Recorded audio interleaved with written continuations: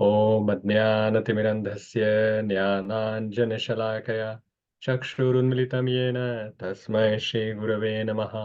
नमो ॐ विष्णुपादाय कृष्णप्रेष्ठाय भूतले श्रीमते भक्तिवेदान्त स्वामिन् इति नामिने।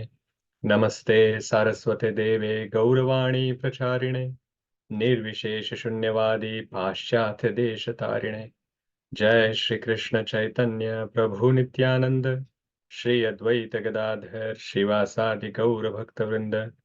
हरे कृष्णा कृष्ण कृष्ण हरे हरे, हरे Ram Ram Ram Hare Hare. Hare Krishna. So welcome back to Wisdom of Bhagavad Gita session. So last week we did not have a session because of Shri Ram Navami celebration. So it was good to see you all or many of you at the celebration. So let us continue our journey on chapter 7 of Bhagavad Gita, which is entitled Knowledge of the Absolute. And in Sanskrit, this is called Jnana Vijnana Yoga. This chapter has 30 verses, and we have already covered the first 12 verses in the previous session that we have done. So we saw in those first 12 verses that Lord Shri Krishna has started talking about Bhakti Yoga from chapter 7 onwards. So in the last verse of chapter 6, he talked about the Bhakti Yoga. And that is why he continued on that theme from chapter 7 onwards.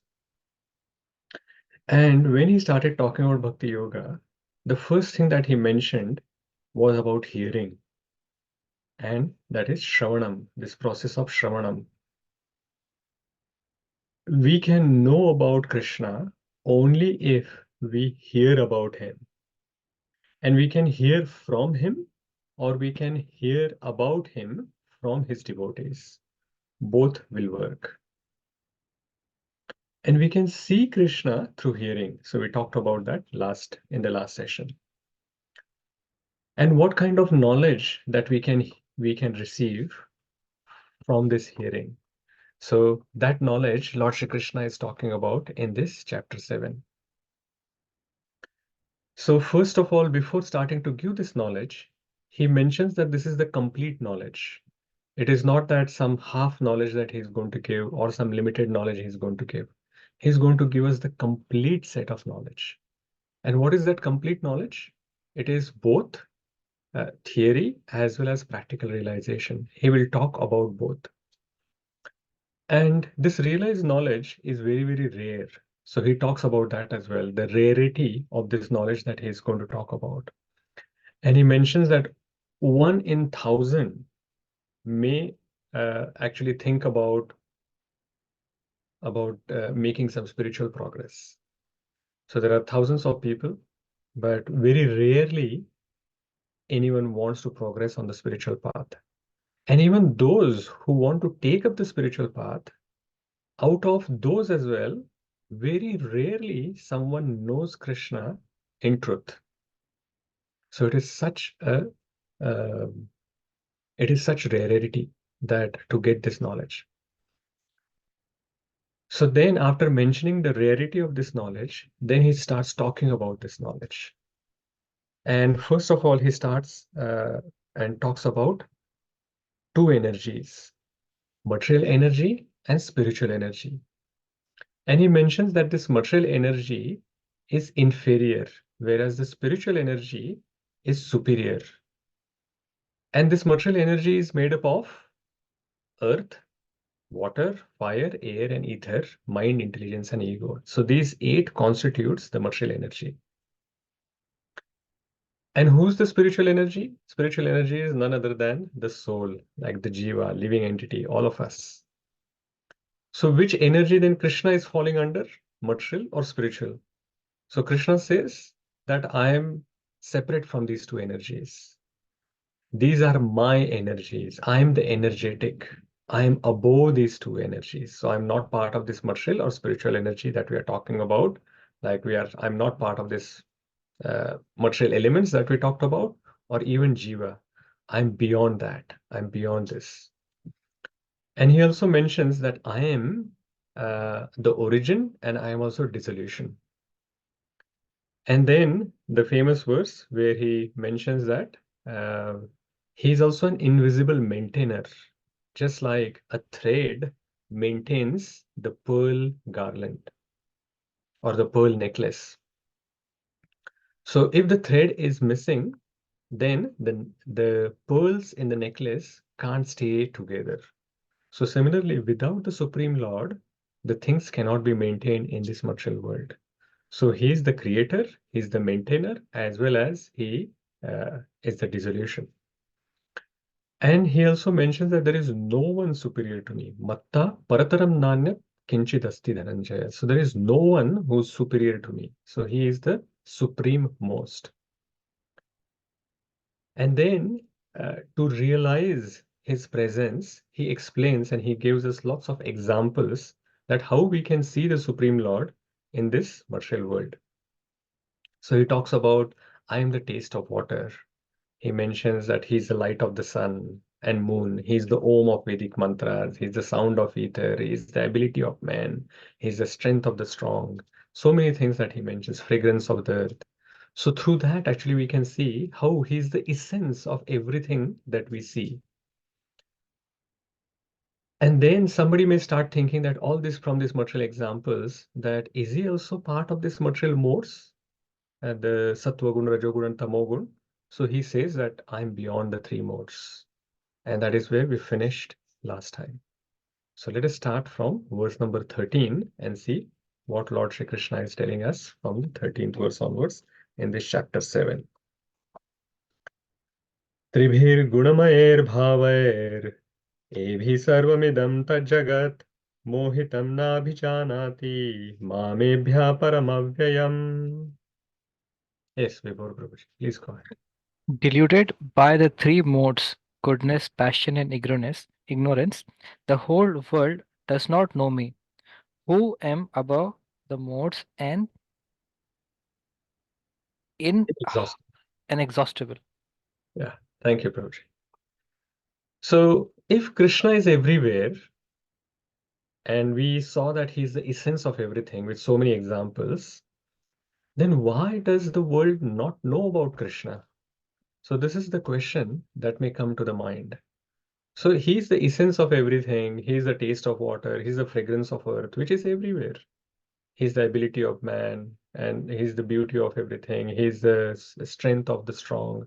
If that is the case, why does the entire world not know about Krishna? So the answer is given in this verse. So what is mentioned? That these people who do not know about Krishna, they are deluded by the three modes: goodness, passion, and ignorance. And that is why the whole world doesn't know about the Supreme Lord, because they're deluded by the three modes. And is Krishna part of the modes? He has already mentioned in the previous verse, but he is repeating that I am above the modes and I am inexhaustible. So someone will think, so why did Krishna then create these three modes? And why did he delude everyone? So it is not that he has created these modes, he has created, but it is not for deluding us from that perspective. It is the choices that we have made. So when we are saying that these people are bewildered by three modes, what it means is they have made certain choices. And because they have made certain choices and they keep making in a particular way, that is how they develop a particular mode. So in 14th chapter onwards, we will see there are many examples which are given that, say, suppose someone wants to give charity, then what is the charity in mode of goodness? What is the charity in mode of passion? What is the charity in mode of ignorance? All of these things are mentioned. If you want to eat some food, then what is the food in goodness, passion, and ignorance? And what choice that we make, that is how the mode is getting developed. And then if we keep making those choices, then more and more mode will be developed for within us. So suppose we make choices, all our choices are which are in mode of passion, then that is the mode that we are going to develop. And then that choice will become a default choice for us. That by default we would want to eat food which is in mode of passion. By default we will want everything that is in mode of passion.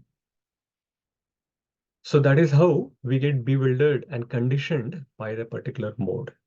And of course, it is possible to change from the mode that we are in. So even if we are saying mode of ignorance, passion, or goodness, it is possible to make progress from there. And that is the whole purpose of the scriptures. If it was not possible to make any progress from the modes we are in, then Krishna wouldn't have given any scriptures to us to explain to us that these are the different choices and we can actually change the choices then. So this is the first thing. So we are bewildered by the modes of the three mode. And under this effect of the three modes, people start thinking that uh, Krishna is also part of these three modes. He is not above the three modes. We start thinking that Krishna is also an ordinary human being, just like all of us, and he's also part of these three modes. That is why Krishna, in this verse as well, is saying that even though all these people are bewildered by three modes, I am not part of these three modes. I am above the modes. I am inexhaustible. So this is very important point which is mentioned. And this mohitam abhijanati is mentioned. So mohitam means we are getting deluded. So it is mentioned that Maya deludes us by using two energies or two ways. One is called avaranatmika shakti, and then the second one is prakshepatmika shakti. So avaran means to cover. So the first one, the shakti or the potency which is there in Maya, she covers us, avaranatmika. And what does she cover? She covers our real identity. So we are spirit soul, but we get covered by this body, which is made of matter. So Maya is covering the spirit soul with the material things, material modes. That means she's covering our true identity. That is the first thing. And the second Shakti that she has, or the power she has, is Prakshepatmika. So Prakshepatmika is where she is giving us a sense of false identity. So our true identity is covered, and then she is giving us a false identity. So we are spirit soul, but we have forgotten about it now that we are spirit soul, and she has covered us with this body, and we think that we are this body now. So this is happening because of Maya. And it is like very similar to watching a movie in a movie theater. What happens in the movie theater? When the movie is about to start, all the lights are switched off. That is like avaranatmika. Everything is dark. We can't see each other. There is like even the person sitting next to us, we can't see that. So we are all covered in darkness. And then the projection of the movie starts on the screen in front. That is like prakshepatmika. So everything is covered by darkness. And then this movie projection has started. And because of that, then people who are watching the movie gets completely engrossed in that movie, thinking that we are part of that movie. And that is why when some joke happens, people will laugh. If something tragic is happening, people will even cry in the movie theater. And if the hero is winning or whatever, then they will also be very cheerful. So all of that is happening because they have actually become now part of that movie. So this Mohitam Abhijanati has happened. So the movies are bewildering us and making us part of it. Similarly, Maya is also doing it. So I'm saying Maya is also doing it, but is Maya really doing it? Is she actually making us bewildered purposely? No, from the perspective that uh, the person decided to go to the movie theater. The person also chose the movie, which movie he's going to watch. Similarly, Maya is also giving us only options. And depending on the choices that we are making, we are actually getting bewildered as per the choices that we are doing. And I can tell you some few stories little later, which will make it even more clear. And this Mohitam Abhijanati also happens at three levels. this bewilderment happens at the level of mind. So mind, intelligence, and ego, all three levels, this bewilderment happens. So how does it happen at the level of mind? It happens because of temptations. So lust, anger, greed, etc., and the senses getting attracted to the sense objects. So the temptations will actually come from within the mind, and then we will get bewildered. The second happens at the intelligence level. That comes from confusion. So just like in this Bhagavad Gita itself, we saw in the beginning, Arjuna got confused. So there were the temptations were not affecting Arjuna. So there are examples in his life that so many temptations he actually went beyond easily. But then he still got bewildered. Maya acted on him through intelligence. So his intelligence was confused and he was not able to decide what is right and what is wrong. In our life as well, many times this happens that uh, either we are bewildered because we actually fall because of the temptations, or we become confused that what is right, what is wrong. I don't really understand. And there are many other people around us, they will also ask these questions and confuse us. Hey, are you really doing this right thing by chanting the Hare Krishna Maha Mantra? And is this the right age to do? And we also start thinking, oh, that's really it. Maybe it is not. It is too early, probably, that I'm doing it. When I become 70, 80, or 90, or whenever, like very old, at that time, I should start doing it. So then we also got it gets bewildered because of that. So there was a drunkard. So once he was drinking alcohol, and then his friend came and he mentioned to him, "Hey, why are you drinking?" He said, "Why? What is the problem?" He said, "If you drink like this, you will go to hell." He said, "Oh, but my father also drinks. Then he will also go to hell. But my elder brother also drinks. And then your elder brother will also go to hell. But my younger brother also drinks. Then he will also go to hell. My sister also drinks. Then she will also go to hell. Arey, but my three or four other friends also are drinking. So then they all will go to hell. You all will go to hell." This friend was saying. So this person started thinking, hey, if my father will be in the hell, my elder brother is there, my younger brother is there, my sister is there, my friends are also in the hell, then how is that hell? It will be heaven for me. We are all drinking here and we will all go to hell and we will also drink there. So this is how the intelligence gets bewildered. And we do not understand what is right and what is wrong. So mohitam abhijanati happens like that. And then, of course, the bewilderment happens because of the ego that I am this person, I am American, I am Kiwi, I am Indian. All of these identities are coming from our body because we are born in a particular country. We think that I am belonging to this country, or this country belongs to me, or all these people from this country are my friends or my countrymen. But these other people from other country, they are my enemies. All of that is happening because of this ego, false ego, which is coming from me and mine. This is mine and this is not mine. And also this pride also comes that I know this, and anything that is related to our body, that happens.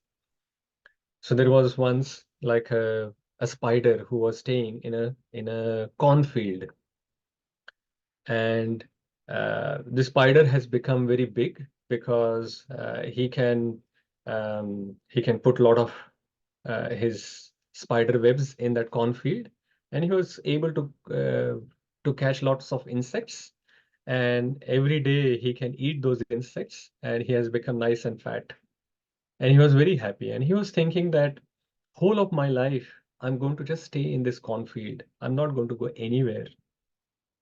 This is such a beautiful place. And one day, what happened was this spider, he caught a tiny insect in his web, and he was just about to eat that insect. At that time, the insect said, "Hey, uh, spider, I will tell you something very, very important information that will save your life. If you can free me, then I can tell you this important information to you. And the spider actually just was taken aback by this, that, okay, something is going to, there is some news or some information that is going to save my life. So he said, okay, tell me what it is. And the insect said, you better go out of this cornfield now. Harvest time is already here. If you stay here any longer, you will get killed. And the spider smiles and he says that, what is this harvest that you're talking about? I think you're just making up some story. But the tiny insect says, no, no, no, no. It is true. The owner of this field will come very soon to rip all these corns that he has grown. And very soon the corn stalk will be cut off and there will be, all of this corn will be gathered and there will be a big machine which will come, a giant machine, and it will crush you if you stay here. The spider answers, hey, I do not believe that there is anything like harvesting time or there is anything like giant machine that will come and that will kill me. How can you prove it? So Tiny Insect says that, hey, look, all of these plants you can see, they are planted in a particular fashion. There is some distance between them. They are put into a proper row. That means there is some farmer, some intelligent farmer who's behind this, who has sown the seeds, who has actually made sure that this trees are like the plants are growing. And very soon this farmer is going to come and then he's going to take the corns that he has grown. And the spider says that I do not believe anything that you're saying, and he just eats the insect. So the few days later, what happens is the spider is still remembering this funny thing that the insect has said, and he was thinking to himself, harvest? What a stupid idea this harvesting is. I was already here when these plants were only half a meter, and no one has disturbed me since then. And uh, I will be here for rest of my life, and I'm sure nobody is going to disturb me here. I'm born here, and I'm just going to enjoy in this field for the whole of my life. But the next day was a very beautiful day on the cornfield, and the sky was bright. There was hardly any wind, and that noon, the spider walks out of his nest and suddenly realizes that there is this large noise which is coming and this thick dust which is in the air. And he looks here and there and he sees the giant machine is walking over him and he just dies. So he just thought that what is happening? What is happening? And then he was crushed by that machine. So that is our story. We think that uh, that we will only get happiness here in this material world. And we are not understanding that the death is approaching us. We do not even understand that there is someone who's superior, a person who is actually governing everything. And there is the Supreme Lord who, as a death, will approach us, and sooner or later, it will be taking us away from here. And in this bewilderment, thinking that I am this body, I am not this spirit soul, we are just continuing our life. So this is happening because of this, the potency of Maya, which she is made of three modes, and then she is bewildering us. So is there no way then that we will just always remain bewildered like this? So Krishna gives a solution in the next verse immediately. So let us look at what solution he is giving us in the 14th verse. Daivi hesha gunamai mama maya duratyaya mame vaye prapadyante maya metam tarantite. Who wants to read? Yes, Maminder Prabhuji. Please go. Hare Krishna Prabhuji, Dandavat Pranam. Dandavat Prabhuji. This divine energy of mind, consisting of the three modes of material nature, is difficult to overcome. But those who have surrendered unto me can easily cross beyond it. Thank you, Prabhuji. So, how to become free from this modes? The formula is given in this verse. But first of all, even before giving the formula, Lord Shri Krishna is explaining how difficult it is to overcome this Maya. So first thing he mentions is Daivi, that this Maya is Daivi. Daivi means divine energy. So it is not an ordinary energy, it is divine energy. And he has already explained that before, right? That material energy or spiritual energy, they are all his energies. So it is Daivi energy, which is divine energy. Daivi Hesha Gunamayi. Gunamayi means it is made up of three modes. The mode of goodness, passion, and ignorance. Then he says Mama. Mama means my energy. So this is Krishna's divine energy made up of three modes. So Daivi Hesha Gunamayi. Mama Maya Duratyaya. Then it is mentioned Duratyaya. Duratyaya means it is very, very difficult to overcome. So if we try to overcome Maya by our own efforts, it is going to be almost impossible to do it. So let us read one paragraph here in this purport, which is very interesting. The second paragraph, which starts with another meaning of guna. Who wants to read? Yes, Raghavendra Prabhuji, please go ahead. Purport. The Supreme Personality of Godhead has innumerable energies. Raghavendra Prabhuji, just the second paragraph I said, which starts with another meaning of guna. Sorry. Another meaning of guna is rope. It is to be understood that the conditioned soul is tightly tied by the ropes of illusion. A man bound by the hands and feet cannot free himself. He must be helped by a person who is unbound, because the bound cannot help the bound. The rescuer must be liberated. Therefore, only Lord Krishna or his bona fide representative, the spiritual master, can release the conditioned soul. Without such superior help, one cannot be freed from the bondage of material nature. Devotional service or Krishna consciousness can help one gain such release.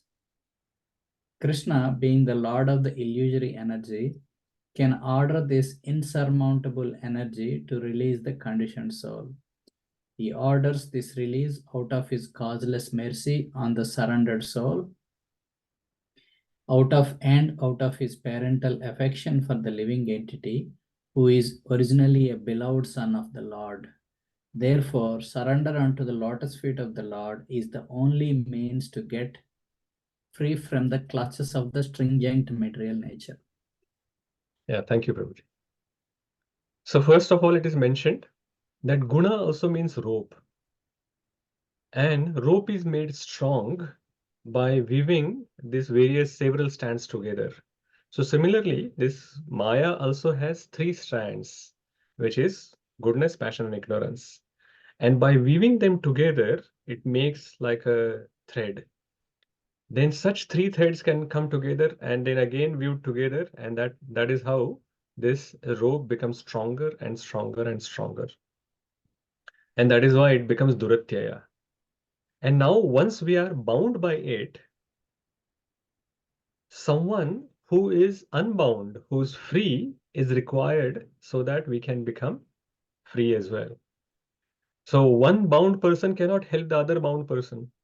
That is why it is mentioned that either Lord Shri Krishna himself or his bona fide representatives who are freed, they are liberated.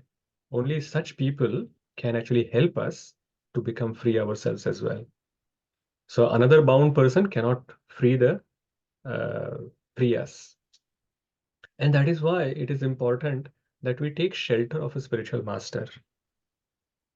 And while actually getting some knowledge as well, we should take it from the right source. That is why we are reading this Bhagavad Gita as it is.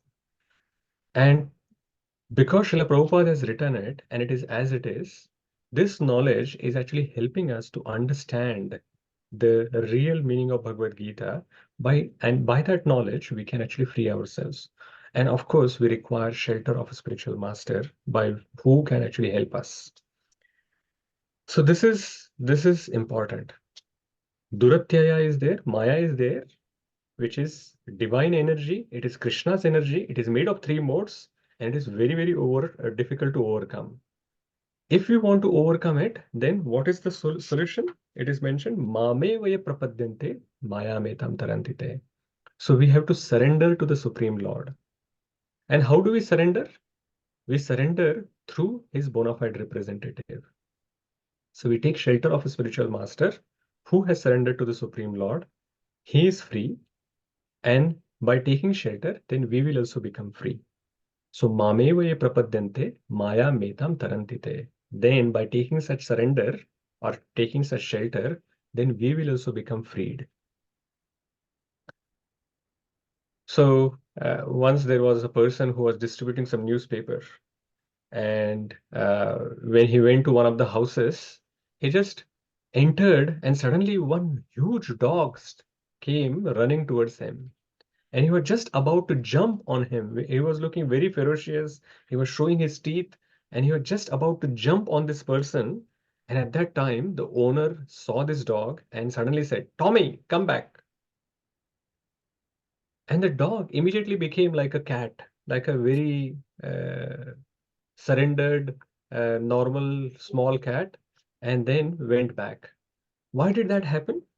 Because the dog understood, because the owner called, the dog understood that this person who has come here, he is not here to harm, but he has come to serve the owner. So Maya also works like that. When she sees that someone is trying to enjoy independently, for him, Maya then becomes like very ferocious. But if she sees that this person had changed his consciousness, and now instead of trying to enjoy separately, this person is now trying to serve the Supreme Lord, serve her master, Maya's master. And then she will become, instead of Mahamaya, she will turn into Yogamaya, and she will help us to progress towards the Supreme Lord. Then another important point which is mentioned in this verse about surrender, Krishna says Mameva. So he says that you have to surrender to me. He has not surrendered. He has said that, okay, you can surrender to anyone. Like any devata, you can surrender, and that is how you can actually cross beyond the three modes. You can cross beyond Maya. No, he has specifically said, Mamevaya prapadyante, that we have to surrender to Krishna only. Only then we will be able to cross beyond the three mode. So this is what we have to understand.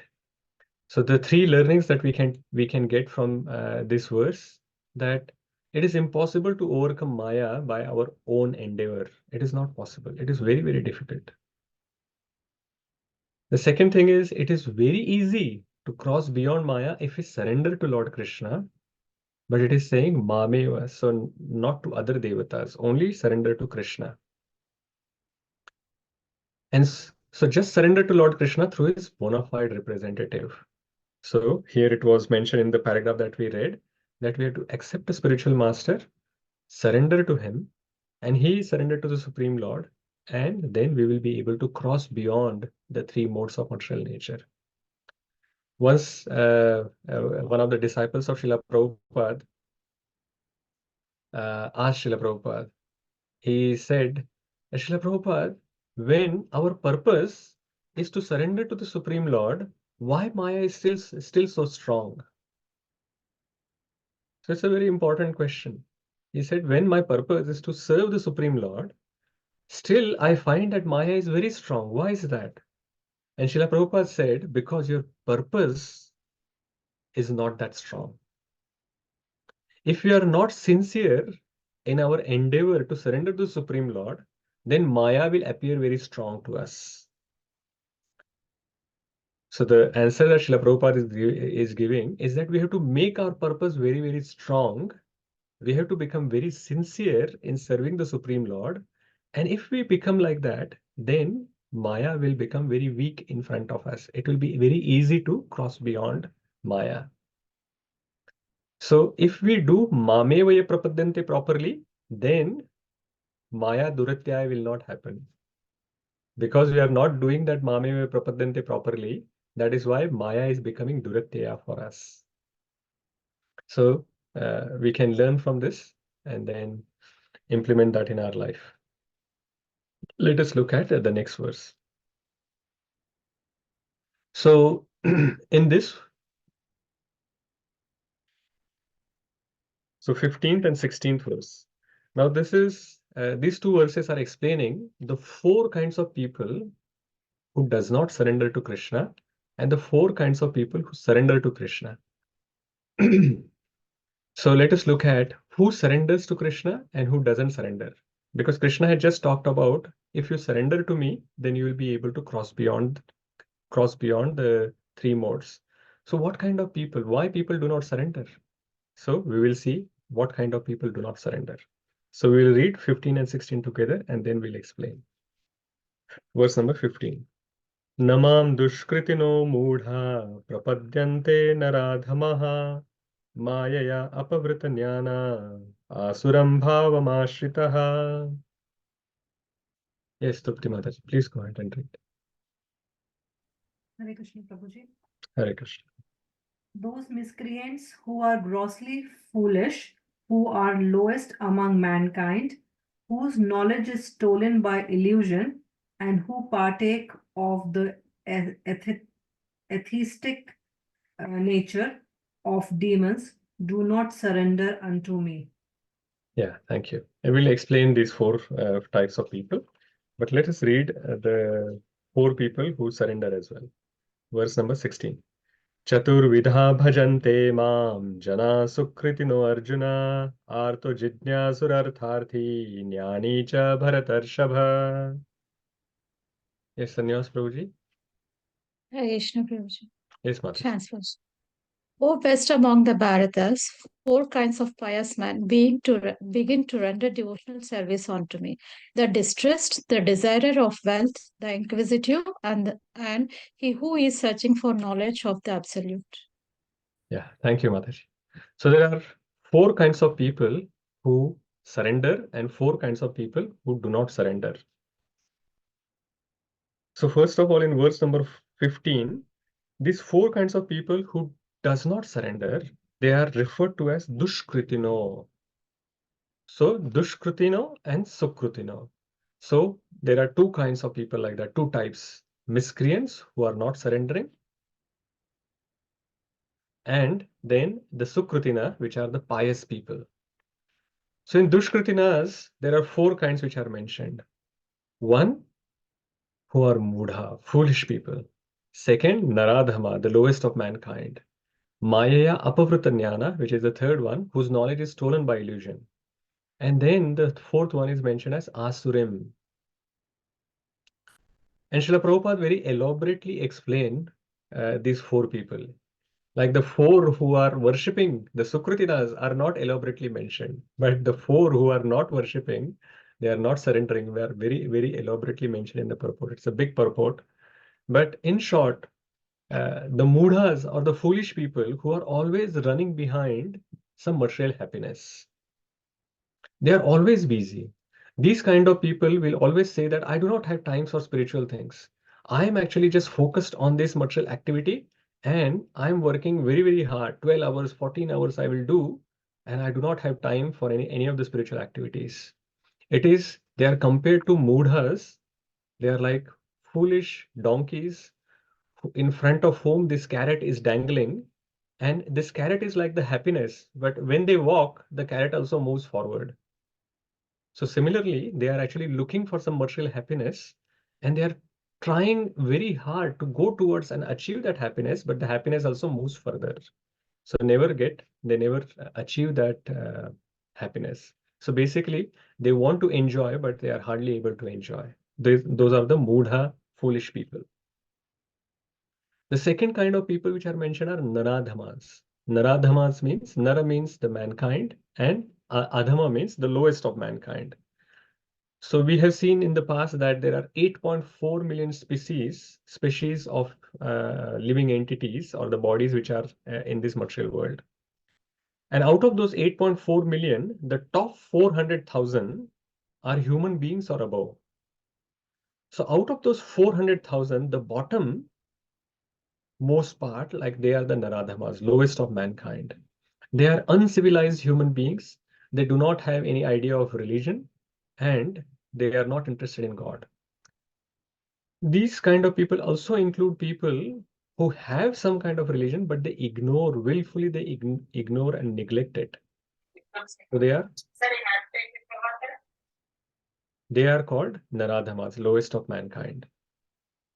Then the third kind of people which are mentioned here are Maya Apavrita Jnana, whose knowledge is stolen by illusion. So it is mentioned that their knowledge is stolen by illusion. That means they are knowledgeable. They are scholarly people like philosophers, poets, literates, scientists, but are misdirected by illusory energy. Because of the effect of energy, they are sometimes these people are also even are called scholars of the scriptures as well, but they do not understand the scriptures properly. They do not know who's Krishna. They think Krishna is an ordinary human being.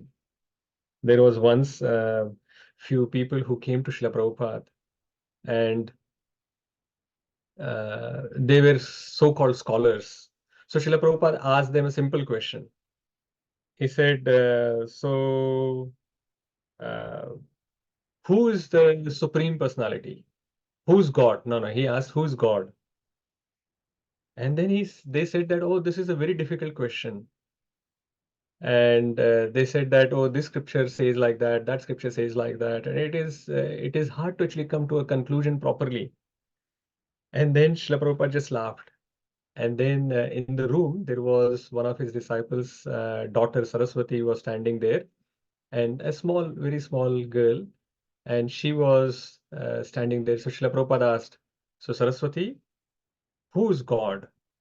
And he put his hand in some sweet, like there was a bottle there which had some sweets. So he put his hand inside the bottle and said, Saraswati, tell me, who is God? And Saraswati immediately said, Krishna is the Supreme Personality of Godhead. And immediately Srila Prabhupada gave her some sweets. And then he looked at these people and said, see, even a small girl knows who is God. Why do you not know who is God? So this is what is Maya Apavrita Jnana. So even after understanding, even after being like philosophers, scholars, or whatever, or even reading some scriptures, sometimes people do not understand who is God. What is our position? Even after reading some scriptures, people think that I am also God, you are also God, everyone is God. Or sometimes they think that, oh, God is actually covered by Maya. So all of these things are happening because of this knowledge is stolen by illusion. And the fourth kind of people which are mentioned here are asurim, atheist. So these are people are openly atheist. They don't believe in God. And that is why they are not interested in any scriptures or anything. And sometimes these people also include people who manufacture incarnations. And they say, I am such and such incarnation of the Supreme Lord. I am also God. So they are very, very envious of the Lord. So that is why they do not surrender to Krishna. So these four kinds of people does not surrender to Krishna. First one doesn't have time. Second one, they have no interest because they are lowest of mankind, and sometimes they are willfully neglecting it. Maya Apavrita Jnana, their mind is gone somewhere else and they are not understanding who is Krishna and I should be surrendering. And Asurim, they are openly and very envious of Krishna, so that's why they are not surrendering. So these are four kinds of dushkritinas or miscreants. Then the verse number 16 was talking about four kinds of people who worship the Supreme Lord. And interestingly, it doesn't say that these four people surrender to Supreme Lord. Dushkritinas doesn't surrender, but these four kinds of people, only it is mentioned that they are worshipping the Supreme Lord. So what are the four kinds of people? So they are Artha. Artha means they are distressed. Then the second one is they are Artharthis. They are desirer of wealth. Third ones are Jigyasu, inquisitive. And the fourth ones are Jnani, who are searching for knowledge of the absolute. So four kinds of people who worship, and four kinds of people who are not surrendering. Duskritinas and Sukritinas are mentioned in these two verses. Now, sometimes artha means distress. So sometimes what happens is when somebody is distressed, some people may go to a pub that I'm distressed, so I will just drink alcohol and try to forget my sorrows. So they may go to pub. Some may go to the devatas, other devatas, and ask for removing their problems. But some go to the Supreme Personality of Godhead Krishna, like Gajendra. He was distressed. He was an elephant, but he was distressed. And he wanted to become free from that distress, so he worshipped and he prayed the Supreme Lord. So Artha, distressed. And they can, like such people, can start worshipping the Supreme Lord. The second one is Artharthi, desirer of wealth. Now, some people who want wealth, they may choose to steal or rob or kill someone.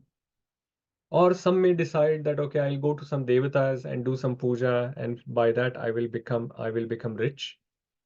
But then some goes to Supreme Personality of Godhead Krishna, like Dhruva Maharaj did. He was a small boy and he wanted to have a kingdom which is even bigger than Brahmaji. So he said that, okay, I'll worship the Supreme Personality of Godhead. Of course, he accepted the instructions which were given by his mother Suniti as well as Narad Muni, who became his guru. And by taking the instructions from them, then he worshipped the Supreme Personality of Godhead. And that is how he became a Sukritina. And the third kind of person which is mentioned here is Jigyasu, who's inquisitive. And they are asking a lot of questions. Why this is happening? Why am I suffering?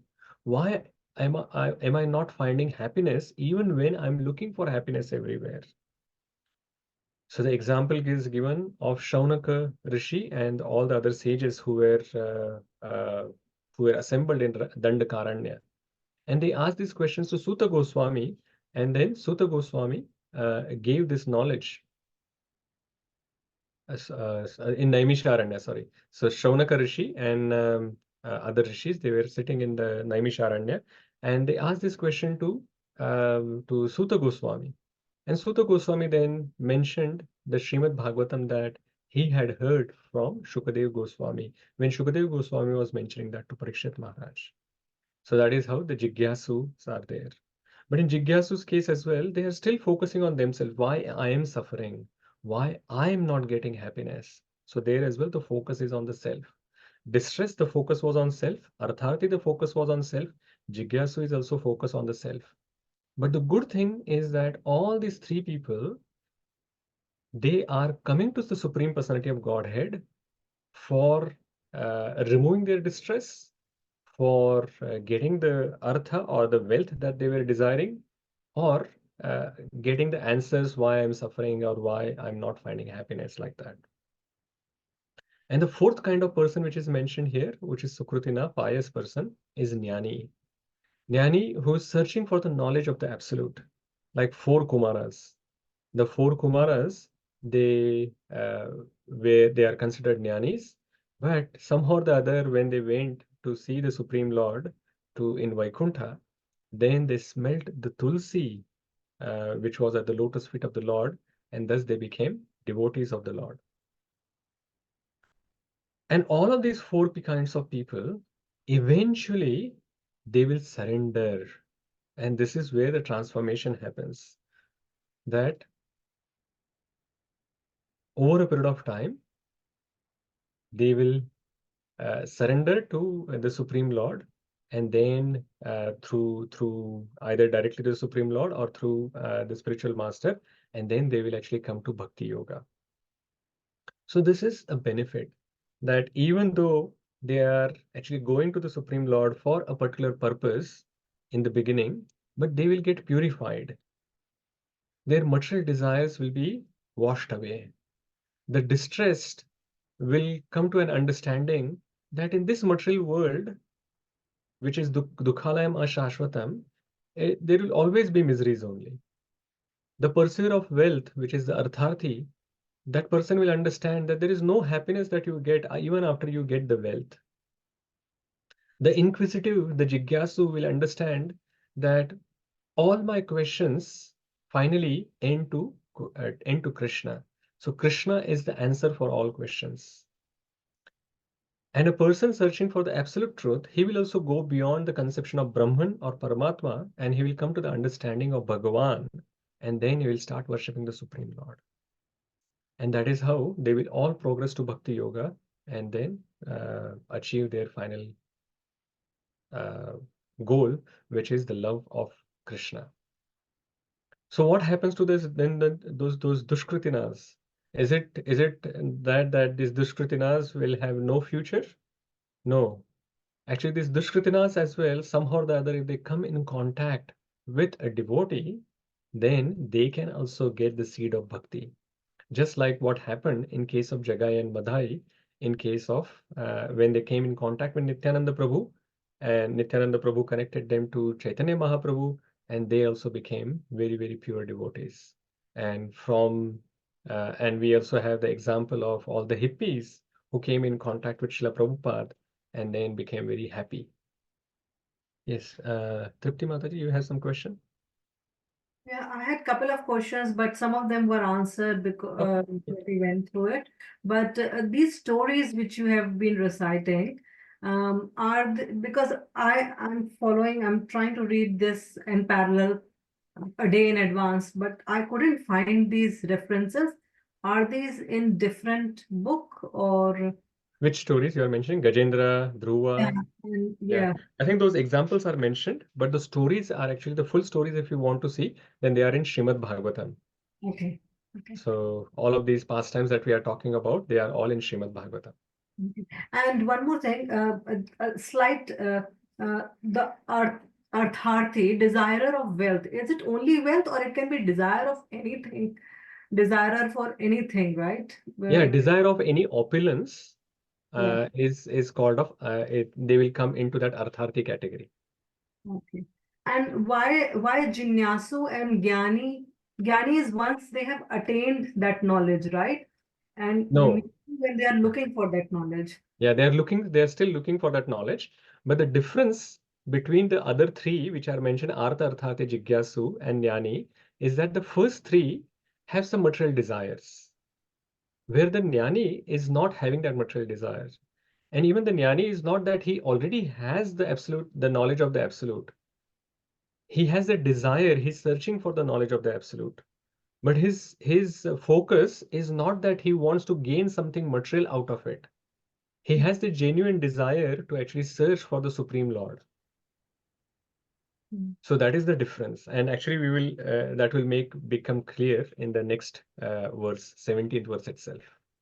So how Jnani is different from the first three. And that is the difference, that because the first three are having material desire, they are little bit inferior, little bit. Jnani is Krishna says in the 17th verse that Jnani is better than all these other people which are mentioned. But of course, these other three are also magnanimous because they have decided to go to Krishna. Yeah. Thank you. Thanks. Okay. Fine.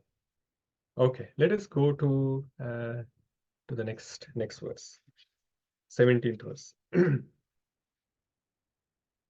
तेषां ज्ञानि नित्ययुक्त एकभक्तिर्विशिष्यते प्रियो हि ज्ञानिनोत्यर्थम् अहं स च मम प्रियः. Yes, Mahendra Prabhu, please go ahead. Next, Arunji.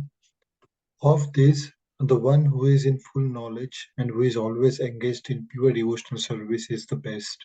For I am very dear to him, and he is dear to me. Hare Krishna. Thank you, Prabhuji. Hare Krishna. So one thing that we should see is the learning from the previous verse. I forgot to show that on the screen. So the learning from the previous verse previous two verses is we have to become a Sukritina instead of becoming a Duskritina. We don't want to become one of those, the Mudha or the Maya, Pavritagyana or Naradhama or Asuri. We should become either, instead of the Dushkritinas, we should become Artha, Artharthi, Jigyasu or Jnani. And out of that as well, Jnani is the best. And that is the current verse that we are talking about. So in this verse, the 17th verse, what Krishna is saying is that this Jnani, The one who's in full knowledge and who's always engaged in pure devotional service is the best. For I am very dear to him and he is dear to me. So this person who is even in the search of the absolute truth, over a period of time, he will be understanding that absolute truth completely. He is in full knowledge of the absolute truth. But one important thing is that this person is also free from material desire. And that is why Lord Shri Krishna is separating out of these 4 Dushkritinas and 4 Sukritinas. Of course, Sukritinas are better than the Dushkritinas. There is no doubt. But out of the Sukritinas as well, Krishna is separating out the Jnani from Artha, Arthartha and Jigyasu. And he's saying that this person, so this person is the best, and for I am very dear to him and he is very dear to me. So for the Jnani, Krishna is very dear, and for Krishna as well, this person is very dear. And this is not an ordinary Jnani that we are talking about who is just interested in the knowledge of Brahman, knowledge of Paramatma. Here we have Krishna has already started talking about Bhakti Yoga from the 7th chapter onwards. So this jnana that he's talking about is about the knowledge about Krishna. It is not that in Bhakti Yoga we are ignoring the knowledge. In Bhakti Yoga as well, we are interested in all of these, like karma is doing some activities, jnana is actually focusing only on knowledge, and yogi is actually focusing on doing some meditation. In Bhakti Yoga, we do all of these things as well. We do some activities, but these activities are focused towards serving the Supreme Lord. So that activity then become bhakti. Knowledge, we also try to gain knowledge. So here we are reading Bhagavad Gita. Then in front of me, there are lots of books in a big bookcase.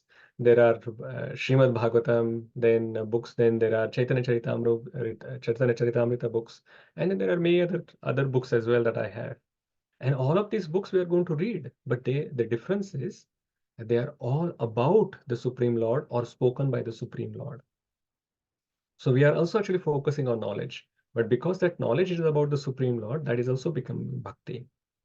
And the third one, the meditation that we are doing is mantra meditation, where we are chanting Krishna's name, and by chanting Krishna's name, then that is also becoming bhakti.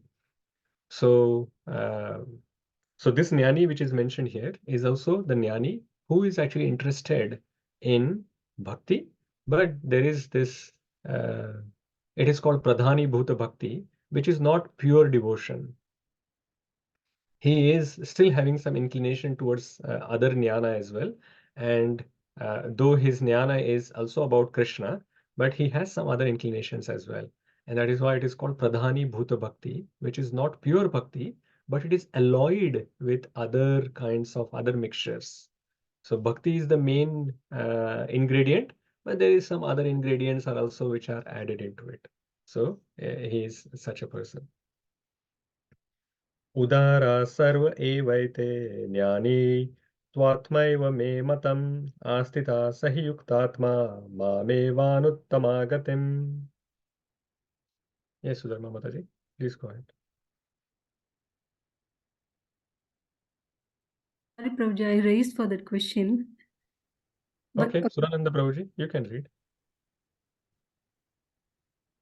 All these devotees are undoubtedly magnanimous souls, but he who is situated in knowledge of me, I consider to be just like my own self. Being engaged in my transcendental service, he is sure to attain me, the highest and most perfect goal. Hare Krishna. Thank you, Prabhuji.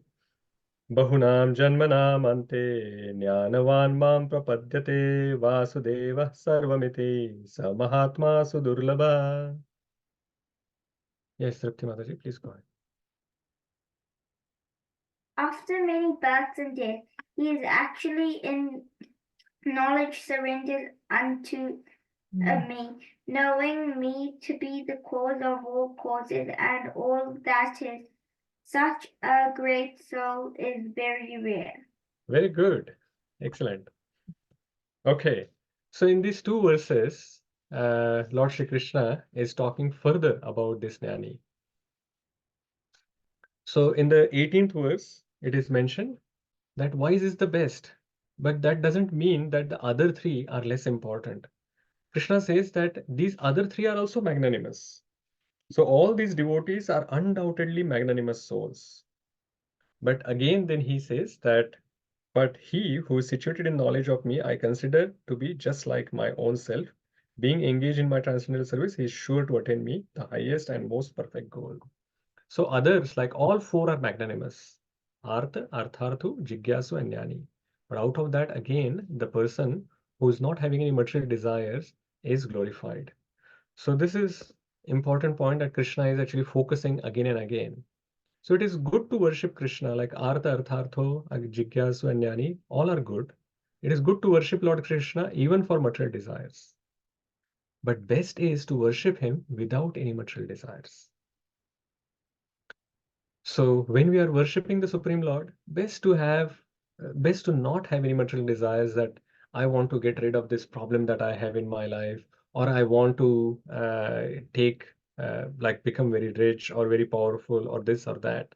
Again, the focus of these desires is ourself. And in Krishna consciousness, we want to actually remove that focus from ourself and put that focus on Krishna. And it is not a problem, as I'm saying again, it is not a problem if you start from there, that you are starting to worship the Supreme Lord from that desire to remove this pain that you have, or you are asking for something to Krishna. It is best to actually go to Krishna for these desires as well. So we can start from there, but at least over a period of time, we should come to a stage that we are worshipping the Supreme Lord, not because of some material desires, but because we want to serve the Supreme Lord. And this is where we try to focus on. And this 19th verse is explaining to us that this devotional service is very, very rare. In the 3rd verse as well, Krishna has said that out of thousands of people, one will take this path. And even those who are taking this path, very rarely someone will know me. 19th verse is also explaining the similar concept, that Bahunam Janmanam Ante, like many, many lifetimes this person will have to take before he will know that Vasudeva is caused of, like the Supreme Lord Krishna is cause of all causes, and then surrender unto him properly and completely and become a pure devotee. So the pure devotee is very, very, very, very rare.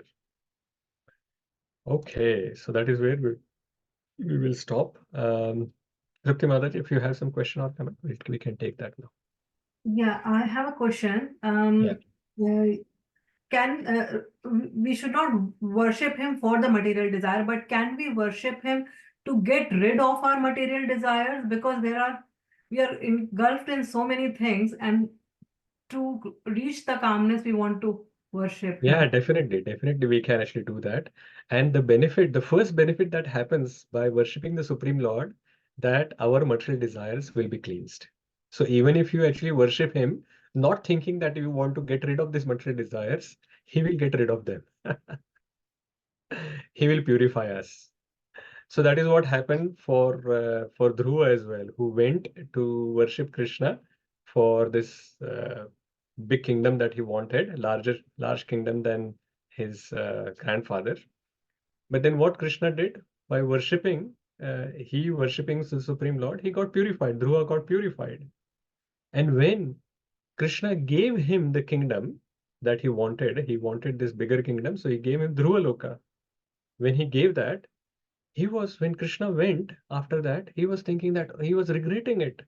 That why did I do like this? Why did I have this material desire? And why was I worshipping Krishna for this material desire? And it is mentioned that he was thinking was that Krishna, you are like a diamond that I have already seen now by getting your darshan. And this material desire is like the broken pieces of glass. Now, what interest you would have in the broken pieces of glasses when you have received a diamond? So that is what happened with Dhruva. It is because he got the higher taste. He was not interested in this material opulence that he was originally interested. He was originally interested in. So we get purified by worshipping the Supreme Lord. Okay. Thank you. Okay. Anyone wants to mention their reflections, realizations, or any summary points from today?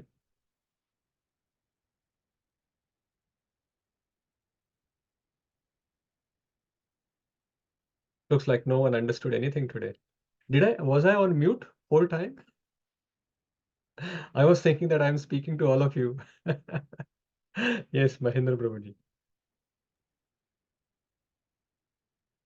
Hare Krishna Prabhuji, I'll try to cover a few points which I have noted down. So in the first verse, you mentioned about how we are deluded by these three different modes. And then Maya deluded us in two ways. You mentioned that Avarnatmika by covering our real identity by giving us body, and then Prakshatmatmika, that is by giving us a false identity. You gave a nice example of that drunkard man who thinks he is in heaven, even though he is in hell, because his family and friends are like who are having drink, they will be there as well. And you give another example of a spider and corn as well. So that's how this mohitam abhijanati happens. In the next verse, you mentioned about like it was about uh, Lord Krishna, and only as bona fide representative, the spiritual master can release your conditioned soul. So it's impossible to overcome on one's own endeavor. So it's always better to surrender yourself to Lord Krishna through bona fide representative. Uh, 15, 16, we talked about who do not surrender, people who do not surrender, and the people who worship. So it's about this foolish who are always busy running after material happiness, then lowest of mankind, about this 400k mankind, bottom of them will free ignore God, then whose knowledge is stolen by illusion. They are knowledgeable but still misguided by few things, scholars of scriptures as well, but still do not understand it completely. And then atheists who are not believing in God, whereas the people who are worshipping are distressed. Some of these go to Supreme Lord like Gajendra, desirer of wealth. Some of them like Dhruva Maharaj, you gave example, who wanted bigger kingdom than Brahma, Lord Brahma. Then inquisitive, for example, Shaunaka, who was like another sage sitting on Namisha Karanya. I've got it right, I'm not sure. But yeah, where Sukha Goswami mentions about Bhagavatam, which was listened by him, which was told by Sukadeva Goswami. And the last one was Nani, who was like example of four Kumaras who are after, who became one to. Very good. Yeah. Good summary. We will leave some points for others as well. Yeah, thank Very you. good, Mahendra Prabhuji. Well done. Raghavendra Prabhuji. Prabhuji covered a lot. So the ones which struck with me, which probably haven't covered here, are Maya becomes ferocious when we're trying to enjoy ourselves independently or without Krishna. That's the one. And the second one stuck with me is, as a practicing devotees, we still feel the Maya is strong. So you probably covered, if you are not sincere to serve the Lord, then Maya will still be strong. Yeah, excellent. Very nice. Good. Surananda Prabhuji. Yes, Prabhuji. So one point I'll take today is just go to Krishna, even though it is material desire. But the best is get rid of the material desire and go for spiritual desire. Yeah, very good. Very nice. Anyone else has any reflections? Realizations, or any other points to cover this, do the summary?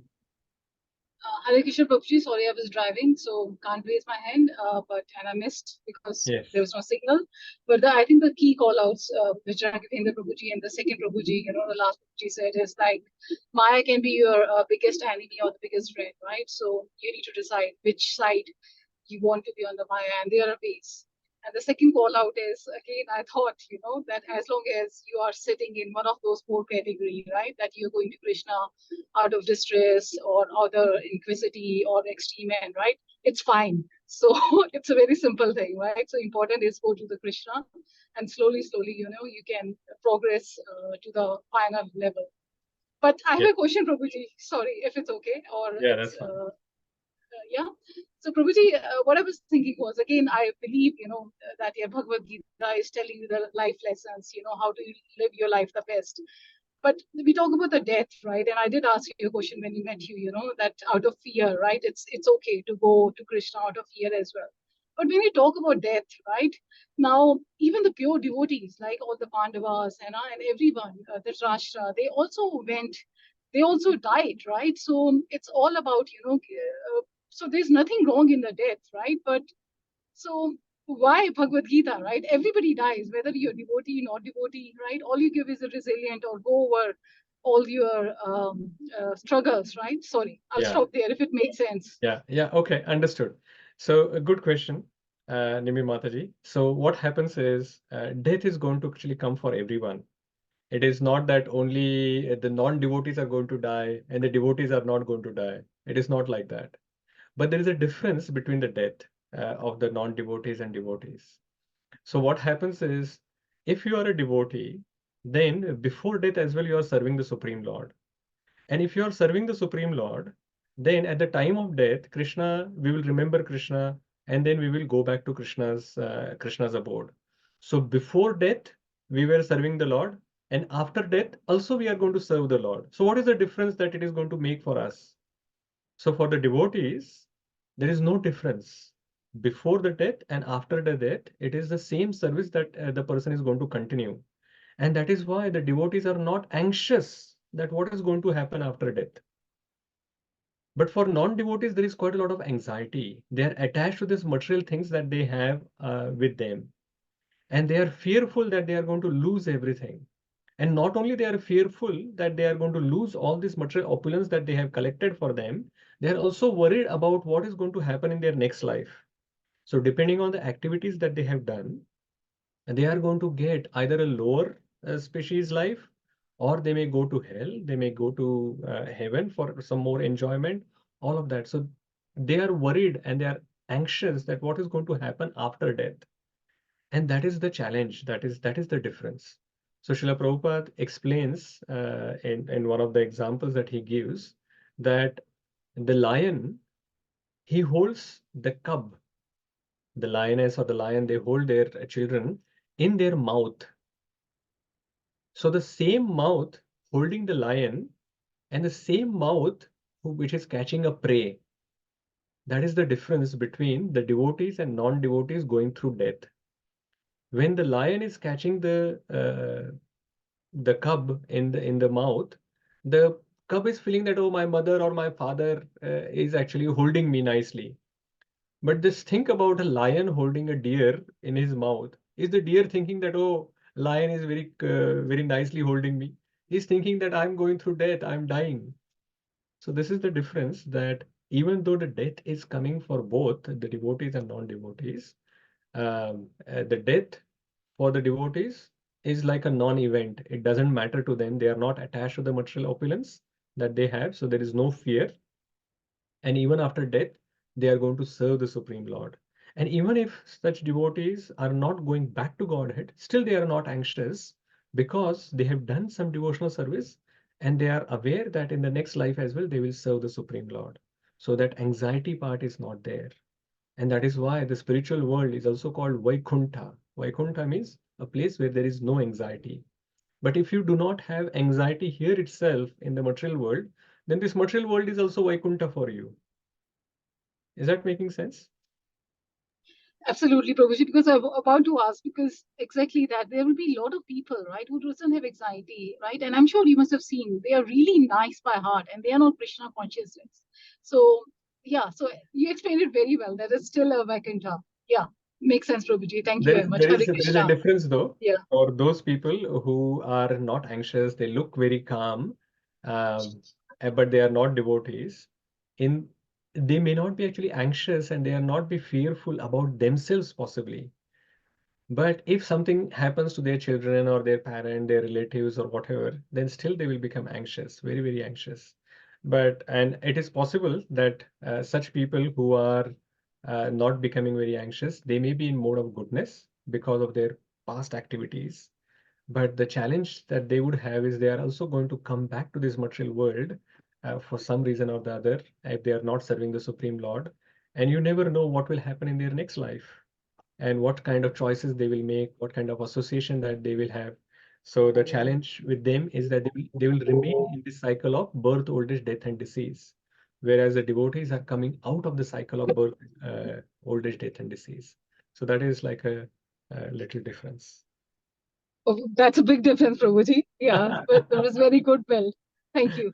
Okay, Hare Krishna. Are there Hare any Krishna. other final questions or comments from anyone? Okay, Sudharma Mataji, please go ahead. Prabhuji, I have a question, but I am not still a devotee. That's what I feel like, when you're saying devotee is a person who comes of the circle, but to be a pure devotee, what we are doing, the steps are not enough, isn't it, Prabhuji? Yeah, so good question, very good question, Sudharma Mataji. That are we devotees? We are practicing devotees. We are sadhakas. And Srila Prabhupada very magnanimously, he allowed us to be called devotees. We are sadhakas. We are trying to be devotees. But that is very good. We are sadhana bhaktas. We have taken the path and we are going towards Krishna. Earlier, we were not even going towards Krishna. So this is a good beginning that we have taken this path and we are going towards Krishna. And as long as we follow the instructions of the spiritual master and the instructions that we are getting from the Supreme Lord through these books, and we continue chanting the Hare Krishna Maha Mantra, we read scriptures, we associate with devotees, and eat only prasadam, all of that happens, then we are going in the right direction. But as you're saying, is this enough? So the problem that we have is that Krishna has asked for Tivrena Bhakti Yogena. He has asked for intense devotion. Intense devotion he has asked from us. And that intensity needs to be brought in our life. So over a period of time, when in the beginning, like when we are new devotees, we take everything seriously. We take interest in Krishna Katha. We are very enthusiastic in hearing about Krishna. But then over a period of time, we think, yeah, I have read Bhagavad Gita 2-3 times already, or maybe 5 times. And again, Prabhuji is going to talk about Bhagavad Gita, the same verse. I have heard so many lectures on this. So when we go into that mode where we start taking things for granted, and we are thinking that, oh, for 15 years I've been chanting Hare Krishna Maha Mantra. So we just lose the intensity that we had in the beginning. If that happens, then it is hard. Then it will be difficult for us to go back to Godhead. But the good thing is, if we actually continue chanting the Hare Krishna Maha Mantra, it will not be wasted. We will again get the process of bhakti again in our next life. So that is important, that we have to actually bring in intensity in our devotional service. Year on year, we should try to see that what I was doing last year, how can I improve further in this next year, in this coming year, and then try to add that into your life. Again, that becomes your normal. Next year, you should see that what can I do? What else I can do to improve further.